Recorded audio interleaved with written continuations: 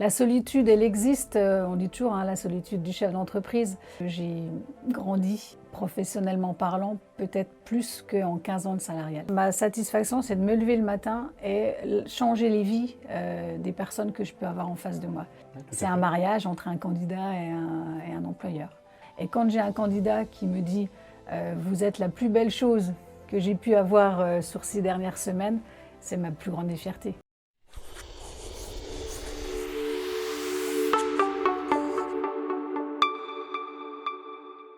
Alors bonjour à tous et bienvenue sur la chaîne des Audacieux, la chaîne qui met en lumière les parcours inspirants des entrepreneurs. Mon invitée d'aujourd'hui est une révélatrice de potentiel. Après avoir travaillé en tant que salariée, en cabinet comptable, puis dans la gestion des ressources humaines, elle a fait le choix de l'indépendance en 2022 en devenant consultante en recrutement. Passionnée par l'humain, son objectif est aujourd'hui d'identifier les talents pour leur permettre de briller. J'ai le plaisir d'accueillir aujourd'hui Christelle Marchal. Bonjour à toi Christelle. Bonjour Florian, merci pour ton invitation. Très heureux de te recevoir pour ce 6e épisode des Audacieux. Donc, comme je le disais en préambule, toi tu as été salarié en cabinet comptable, puis ensuite dans les ressources humaines. Et en 2022, tu as fait le choix de te lancer en tant que consultante en recrutement à ton compte. Est-ce que tu peux nous parler un petit peu de ton parcours ? Alors j'ai débuté commercial et d'ailleurs j'en profite pour faire un petit clin d'œil à Michel Silva que tu as reçu le mois dernier. Nous avons la même expérience professionnelle puisque j'ai débuté aux encyclopédies Hachette en tant que commercial en faisant du porte-à-porte. Voilà, c'était juste pour le petit clin d'œil. Sinon mon parcours, j'ai été comptable dans une imprimerie pendant 5 ans. Ensuite, je me suis dirigée dans les ressources humaines en service paye dans un cabinet comptable à Saint-Dié pendant une petite quinzaine d'années. Et puis, j'ai eu envie de développer autre chose et d'autres liens avec les salariés. Donc, j'ai rejoint une entreprise en tant qu'assistante RH. J'avais une dimension un peu plus humaine, en tout cas, de mon métier d'assistante RH, où j'étais vraiment le lien entre la direction et les salariés, les employés. Et à l'issue de cette expérience en tant qu'assistante RH, j'ai découvert le recrutement au sein de cette entreprise et j'ai décidé d'en faire mon métier. Et donc, tu as fondé ta propre entreprise en 2022, à l'âge de 49 ans. Ça ne doit pas être facile quand même, après une carrière dans le salariat, comme ça, de se lancer finalement. Qu'est-ce qui t'a poussé vers l'entrepreneuriat ? Alors, qu'est-ce qui m'a poussée vers l'entrepreneuriat? Rien, en fait, mis à part le fait que j'ai quitté l'entreprise voilà, pour des raisons personnelles. Je me suis reconstruite pendant quelques mois et si je reprends un petit peu historiquement 3 ans en arrière, jamais je me serais vue aujourd'hui à la tête de mon entreprise. Donc j'ai une personne au sein de mon entourage qui m'a un jour envoyé une vidéo en me disant « Écoute, regarde cette vidéo, je crois que c'est fait pour toi ». Et en fait, cette vidéo-là mettait en lumière 2 recruteurs du réseau dans lequel j'appartiens. J'ai regardé cette vidéo peut-être une dizaine de fois. Et j'ai décidé de contacter ce réseau, de les appeler pour avoir des informations sur les modalités d'inscription. On m'a dirigée vers une autre personne qui fait ce même métier dans les Vosges et c'est comme ça que je me suis lancée. C'était le coup de foudre avec ce métier que tu exerces Ça a depuis été le coup de 2 foudre. ans et demi, Ouais, c'est ça? C'est ça, absolument. Et du coup, alors, en quoi consiste le métier que tu fais? Est-ce que tu es spécialisé dans un secteur géographique particulier, dans des métiers sur lesquels tu recrutes? Qu'est-ce que tu fais exactement au Alors quotidien? aujourd'hui, donc, moi j'accompagne les chefs d'entreprise dans leur recrutement. Donc, j'appartiens au réseau du Mercato de l'Emploi. Donc c'est un réseau de recruteurs indépendants. On a à peu près 550 présents partout en France. Donc effectivement, moi je suis basée localement sur Nancy. Maintenant, je peux intervenir partout en France. Essentiellement, je vais quand même rester sur les acteurs locaux de ma ville. Mais si un jour j'ai l'opportunité de travailler dans d'autres départements, il n'y a rien qui me l'interdit en fait. D'accord. Et niveau métier, tu recrutes sur n'importe quel métier, du coup, tu n'es pas du tout spécialisé sur un métier particulier? Alors j'ai fait le choix de ne pas forcément me spécialiser, même si le transport et la logistique restent un domaine d'activité qui me passionne. Je m'ouvre vraiment sur tout secteur d'activité. Certains, je laisse de côté parce que très, très compliqué, en tout cas, c'est ce que moi je pense. Mais voilà, je m'interdis rien en termes d'activité. C'est d'ailleurs ce qui me permet aussi d'apprendre énormément sur tous les différents corps de métier qui existent aujourd'hui. D'accord. Et pour en revenir au démarrage de ton activité, donc en 2022, est-ce que tu as eu des appréhensions particulières lorsque tu as décidé de te lancer? Et si oui, comment es-tu parvenu finalement à aller au-delà de ces appréhensions et à te lancer en bonne et due forme? Alors les appréhensions, oui, forcément, puisque j'ai toujours été salariée, hein. J'ai vraiment débuté ma carrière de chef d'entreprise quand j'ai créé mon entreprise. Donc les appréhensions, oui, c'était l'inconnu en fait. Je ne m'attendais pas à ce que cette activité-là soit aussi, enfin, demande autant d'investissement sur différents thèmes d'ailleurs, hein. On est j'ai envie de dire, on est un couteau suisse parce qu'on fait le commercial, on est comptable, on produit aussi notre travail, donc multicasquette. Donc les appréhensions, finalement, j'en ai pas eu. Je me suis dit, j'ai rien à perdre. Lance-toi, tu rejoins un réseau, ils vont t'aider, ils vont t'accompagner pour ton démarrage et lance-toi. Donc non, j'ai vraiment pas eu d'appréhension. Je me suis dit, ça marche, c'est très bien. Si ça ne fonctionne pas, écoutez, c'est pas grave, j'arrêterai. Et tu as été formé du coup à ce métier? Parce que bon, tu as dit que tu avais travaillé en cabinet comptable, dans les ressources humaines, c'est quand même des métiers différents que consultant en recrutement, qui est un métier principalement commercial. Bon, il y a de l'humain, mais il y a du commercial. Tu as été formé par ton collectif au début de ton activité? Oui, en fait, on a une formation obligatoire initiale qui doit être faite à l'entrée dans ce réseau. Donc cette formation se déroule en e-learning. Au-delà de cette formation-là initiale, on a au fur et à mesure du temps des formations par le biais de webinaires qui sont dispensés par nos dirigeants et également à disposition donc, des outils de travail qui nous permettent de pouvoir travailler dans des conditions très, très efficaces et efficientes. Donc on a des CRM, des ATS et en fait notre équipe technique est intégrée directement au sein du réseau. Donc en fait, on fait évoluer cet outil en fonction des demandes de chaque recruteur en fait. D'accord. Et alors au niveau de l'investissement financier à l'entrée, est-ce qu'il t'a été demandé un droit d'entrée? Comment ça s'est passé financièrement pour te lancer? Oui, il y a un droit d'entrée qui a évolué au fil du temps. Aujourd'hui, ce droit d'entrée équivaut à 3 000 €. Mais comprend donc la formation initiale, comprend l'accès à nos outils dont j'ai parlé tout à l'heure. Et comprend la possibilité évidemment de pouvoir diffuser nos annonces sur une dizaine de sites en même temps. D'accord. Et au niveau toujours du démarrage de ton activité, alors pour avoir ses premiers clients, on sait toujours, voilà, c'est un petit peu compliqué, le démarrage, etc. Il faut mettre la voiture en marche. Toi, comment tu as fait pour faire tes premiers placements? Alors j'ai eu la chance en fait, avant même de réellement débuter mon activité, d'en parler un petit peu dans mon entourage. Et il se trouve qu'un ami à moi était en poste, mais envisageait en tout cas de partir travailler en Suisse.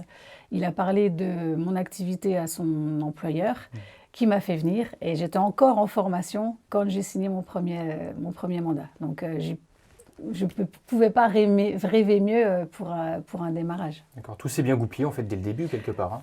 Tout s'est bien goupillé dès le début et voilà, pour être très honnête, je ne m'attendais pas à terminer première rookie. J'ai la première année sur donc l'année 2023, j'ai terminé première rookie de ce réseau. Première rookie qui veut dire? Alors les rookies, en fait, ce sont les personnes qui sont entrées depuis moins d'un an dans le réseau. Donc il y a un classement qui était fait donc, tous les ans et sur l'année 2023, j'ai eu la chance, en tout cas la chance, mais enfin c'était le travail aussi, de terminer première rookie. D'accord. Et pour terminer justement première rookie, alors j'imagine que tu as dû passer pas mal d'appels, prospecter, etc. Est-ce que tu as une méthode particulière pour prospecter, pour détecter des talents, etc., avoir des bons candidats? Alors pour prospecter, je ne fais pas réellement de prospection physique en fait. En faisant du porte-à-porte, hein, comme j'ai pu faire quand j'étais commerciale au tout début de ma carrière professionnelle, ma prospection va passer plutôt par le biais des réseaux pro. Je participe beaucoup à des événements professionnels, que ce soit en soirée, en matinale, en déjeuner, ce qui me permet en fait d'avoir cette relation humaine et de rencontrer dans un premier temps des chefs d'entreprise. Donc forcément, le domaine du recrutement arrive assez régulièrement dans les conversations et c'est un petit peu de cette façon-là que je parle de mon métier de recruteuse. D'accord, donc ton but c'est déjà d'avoir ce qu'on appelle d'avoir des jobs, c'est-à-dire d'avoir du contact client, des entreprises finalement qui vont te confier leurs besoins. Donc tu pars de ce besoin-là ou tu pars plutôt de candidats que tu connais, qui t'ont envoyé un CV et qu'ensuite tu envoies quelque part ce qu'on appelle en push, c'est-à-dire voilà, tu envoies un mail à toute une panoplie, on va dire, d'entreprises sur un secteur géographique donné. Non, tu pars vraiment d'un besoin client et ensuite tu recherches des candidats. c'est ça? Alors, je pars effectivement dans un premier temps d'un besoin client et je recherche des candidats, mais je peux effectivement faire, comme tu dis, du pushing, moi ce que j'appelle du placement actif, où effectivement je décèle un CV qui m'a été transmis avec de forts potentiels et à ce moment-là, effectivement, j'envoie ce CV-là de manière anonyme à toutes les entreprises qui correspondent à ce métier-là. Et là, c'est ce qu'on appelle effectivement du placement actif. Donc, c'est aussi une forme de prospection finalement. Tout à fait. Ouais. Et au niveau de la facturation, au niveau de ta politique tarifaire, est-ce que tu fonctionnes au succès, c'est-à-dire tu ne factures que s'il y a un placement, ou est-ce que tu demandes un acompte au démarrage de tes recherches? Comment est-ce que tu fonctionnes là-dessus? Est-ce que tu appliques un pourcentage sur le salaire annuel brut du candidat? Comment tu fonctionnes là-dessus? Alors en fait, j'ai toute une panoplie d'accompagnement avec différentes méthodes de facturation. Donc effectivement, je peux travailler au placement actif, comme je disais tout à l'heure. Je peux travailler au succès, dès lors que voilà, une candidature est validée, donc elle est facturée. Néanmoins, sur ce type de facturation, je demande toujours un acompte, malgré tout. D'accord. Parce C'est qu'en une fait, garantie en fait, hein, un acompte, hein, quelque part, c'est une garantie que, en gros, le process va suivre son cours, en fait. alors c'est une garantie, c'est une double garantie, j'ai envie de dire. C'est une garantie déjà parce que déjà ça couvre une partie de mes frais de diffusion, ça couvre une partie de mon travail en amont. Ça, c'est la partie cachée de l'iceberg qu'on ne voit pas en fait, hein. La recherche de candidats, le nombre d'entretiens que je peux passer avant de présenter une candidature à un de mes clients. Donc ça, c'est toute une partie cachée qui demande à être rétribuée. Et l'autre partie, ça permet également un engagement en fait. Il y a un engagement, le client m'a versé une certaine somme d'argent, donc il va s'engager aussi, lui de son côté, à me répondre assez rapidement dès lors que je lui aurai envoyé un profil. On sait souvent qu'un recrutement qui est trop long, au bout d'un moment, le candidat il perd patience et il part ailleurs. Donc le fait qu'il se soit engagé financièrement, le client va avoir plus l'envie en tout cas d'aboutir à ce recrutement et aboutir rapidement. Et tu fais combien de recrutements en moyenne par an? Euh, Allez, je pense que j'ai dû faire 25 à 30, oui, entre 25 et 30 recrutements par an à peu près. Pour un chiffre d'affaires global de combien? Aux alentours de 80 000 euros. D'accord. Et sur ces 80 000 euros, j'imagine que comme tu fais partie d'un collectif, tu dois reverser un pourcentage. Comment ça se passe au niveau de la rétribution du collectif finalement auquel tu appartiens? Oui, oui, tout à fait. Il y a une rétribution qui est reversée au sein du réseau. Cette rétribution-là diminue en fonction du chiffre d'affaires. Plus le chiffre d'affaires augmente, moins la rétribution est importante. Et au niveau de ce collectif, tu l'as dit, au démarrage de ton activité, tu as pu être formé, tu as pu être aidé, il y a eu des outils qui ont été mis à ta disposition. Au jour le jour, en quoi ton collectif t'aide dans tes missions? Alors, mon collectif va m'aider à avoir des outils qui vont être très performants, puisque au-delà de la CVTech, enfin, pardon, au-delà du CRM et de l'ATS, donc Alors, juste CRM, ATS, pour celles et ceux qui nous regardent, ouais. ça veut dire? Alors, ce sont des logiciels en fait qui vont nous permettre de gérer nos candidatures, de gérer notre panel de clients, de prospects, de gérer notre facturation. Tout est intégré en fait sur un seul et même outil. Pour ceux qui connaissent, on utilisait Between auparavant. Aujourd'hui, notre outil s'appelle Spider. C'est donc un outil, comme j'ai dit, hein, qui est propre à ma franchise, qui est développé par les développeurs en interne. Et cet outil-là, en fait, me permet effectivement de travailler efficacement et de trouver les bons profils. Et au-delà de ces outils-là, j'ai également accès à des CVTech. Donc, pour ceux qui ne connaissent pas, les CVTech sont des endroits où chaque personne, en poste ou pas d'ailleurs, met son CV en ligne et il sait qu'à n'importe quel moment, un recruteur peut le contacter après l'avoir visualisé. Et comme dans tout secteur d'activité, le recrutement est amené toujours à évoluer, le recruteur est toujours amené à se former. Est-ce qu'il y a une politique de formation continue dans ton collectif? Oui, c'est ce que je disais tout à l'heure. Régulièrement, on a peut-être une fois tous les 15 jours à peu près un sujet qui est abordé sous forme de Zoom ou sur Teams. Donc on est libre, hein, encore une fois, on est indépendant, donc on est libre d'y adhérer ou pas. Mais en tout cas, ce sont toujours des sujets qui nous permettent de pouvoir évoluer dans notre métier. On a des sujets qui sont abordés comme la prospection, par exemple, ne pas avoir peur de la prospection. Donc il y a des tips qui sont donnés. On fait intervenir également des recruteurs qui donnent un petit peu leurs avis, leurs idées, leurs conseils. Donc oui, on a une formation continue tout au long de notre progression. Et j'entends souvent des recruteurs indépendants dire se sentir un petit peu seul chez eux toute la journée. Toi, c'est jamais un sentiment que tu as eu du coup? La solitude, elle existe, on dit toujours, hein, la solitude du chef d'entreprise. J'ai pas l'impression d'être seule finalement, parce que déjà, je sais que je suis accompagnée par mes collègues consultants, hein. Comme je le disais tout à l'heure, on est un peu plus de 500. Au-delà de ça, je passe énormément de temps au téléphone, je passe énormément de temps avec mes candidats, avec mes entreprises, avec mes clients. Donc forcément, la solitude, non, j'ai pas cette impression-là. Grâce au collectif. Grâce au collectif et puis grâce aussi à mon travail au quotidien finalement, aller à la rencontre des entreprises, comprendre leurs besoins, analyser leur entreprise, leur ADN, échanger avec eux. Donc c'est très enrichissant au quotidien et j'ai pas ce sentiment de solitude. D'accord. Et est-ce que tu te serais vu te lancer seul, sans collectif? Non, très honnêtement non. Non, parce que diffuser une annonce a un coût. J'en parle souvent à mes clients, hein, quand ils décident de faire leur recrutement par leurs propres moyens et qu'ils veulent diffuser eux-mêmes. Alors ils utilisent certains outils gratuits, mais beaucoup d'outils de diffusion d'annonces sont quand même payants. Donc pouvoir avoir ces droits-là à diffuser, seul, ce serait vraiment compliqué. Ma franchise en prend une bonne partie, évidemment, hein, puisqu'on a un collectif, donc on permet de minimiser un petit peu ces coûts-là. Donc seul, non, je me serais pas vue me lancer dans cette aventure. Non. Surtout que bon, quand on est dans un collectif, c'est vrai qu'on peut se sentir moins esseulé, mieux accompagné aussi, et surtout, comme je le disais, dans un métier aussi évolutif finalement que le conseil en recrutement, c'est vrai qu'il faut être accompagné et se former régulièrement. Et je pense que ton collectif, effectivement, comme beaucoup de collectifs de recruteurs indépendants, met en place un plan de formation, met en place tout un système qui vous permet, vous, d'être toujours au top finalement. C'est un peu ça. Oui. Et au-delà de la formation, tu parlais de solitude. La solitude, je ne l'ai pas. Et pourquoi? Parce que, comme j'ai dit, on est nombreux. Et au-delà de ça, on peut travailler aussi en binomage. C'est-à-dire qu'aujourd'hui, si je décide de travailler sur une mission sur laquelle je ne me sens pas forcément à l'aise sur un type de métier, je peux être accompagnée par un autre recruteur. Donc le partage de mission, le partage d'expérience, le partage et le retour candidat est important. Il y a des synergies aussi entre vous qui peuvent naître. Au-delà des relations interpersonnelles, il y a vraiment des relations entre guillemets d'affaires qui peuvent naître, je pense, au sein de ton collectif, au sein des recruteurs qui le composent. Alors, quel conseil tu pourrais donner à quelqu'un qui voudrait se lancer dans ton activité, qui serait passionné par l'humain, qui aurait des capacités commerciales et qui voudrait se lancer dans le conseil en recrutement? Le premier conseil, c'est qu'il ne faut pas hésiter en fait. Si effectivement on a cette appétence-là des relations humaines, ce qui est mon cas, il faut pas hésiter. Il faut se lancer.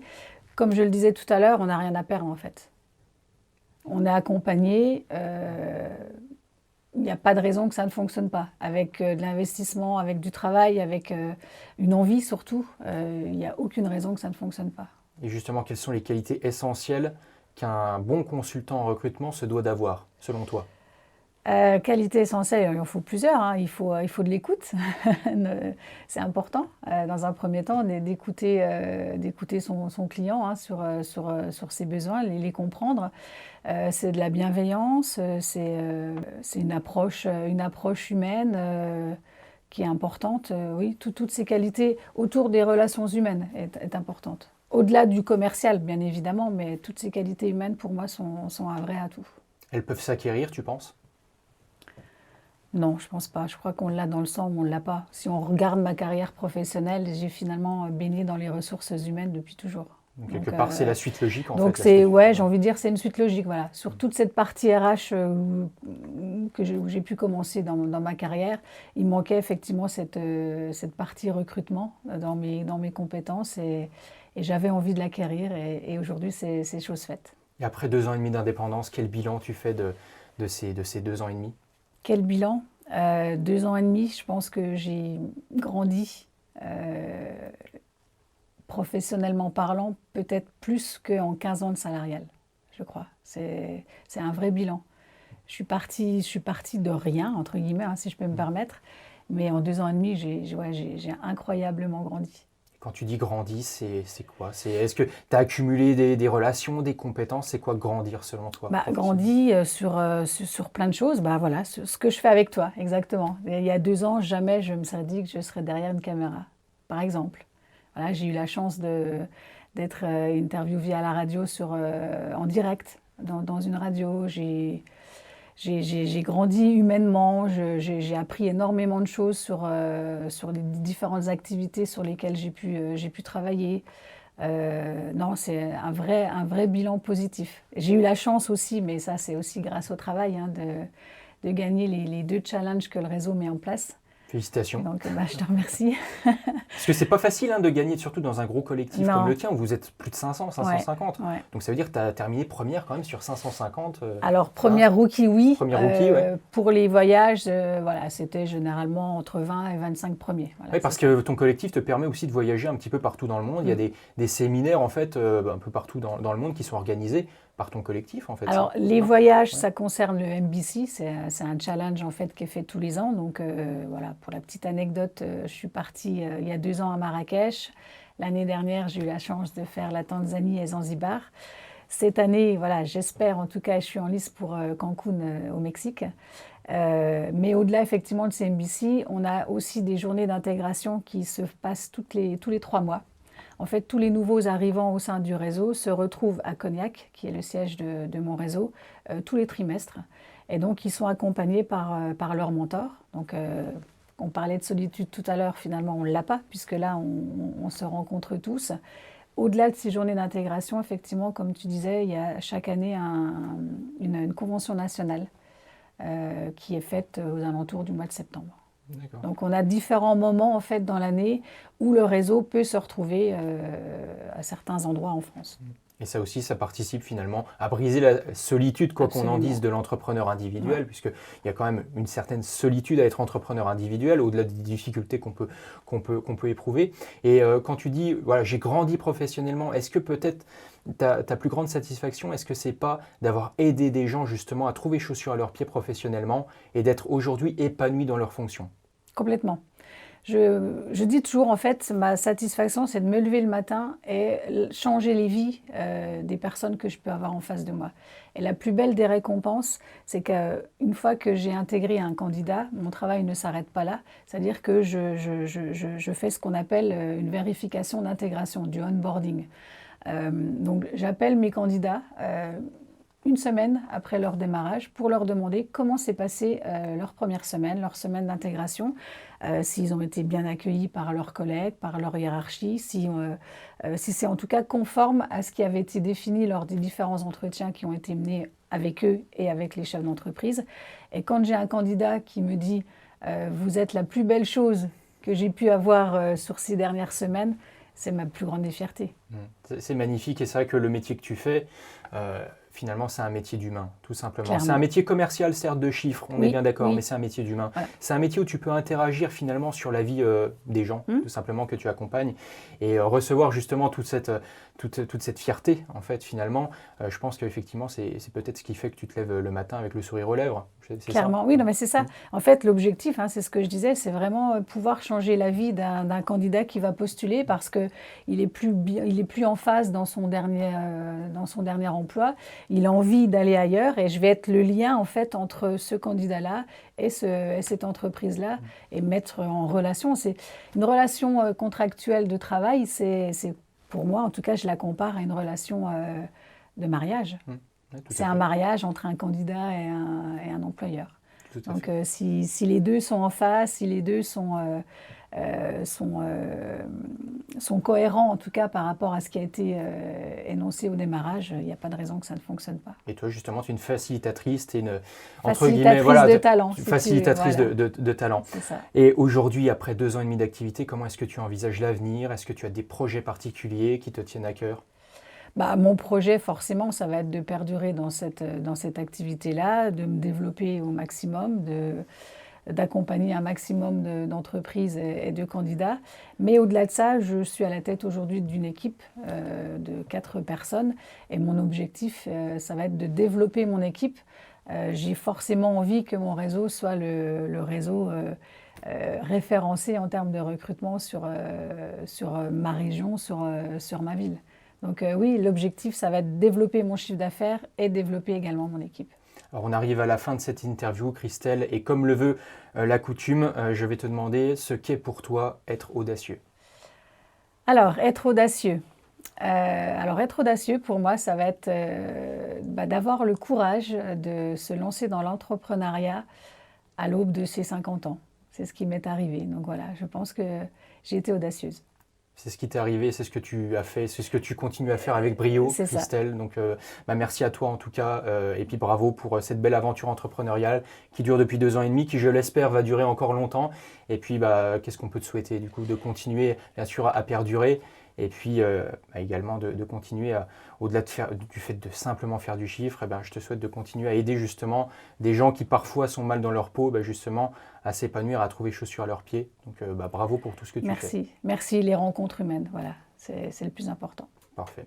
Merci à toi Christelle. Quant à nous, on se retrouve très bientôt pour de nouveaux portraits inspirants d'entrepreneurs. N'hésitez pas à liker cette vidéo, à la partager, à nous suivre sur les réseaux sociaux. Et quant à moi, je vous dis à très bientôt. Au revoir.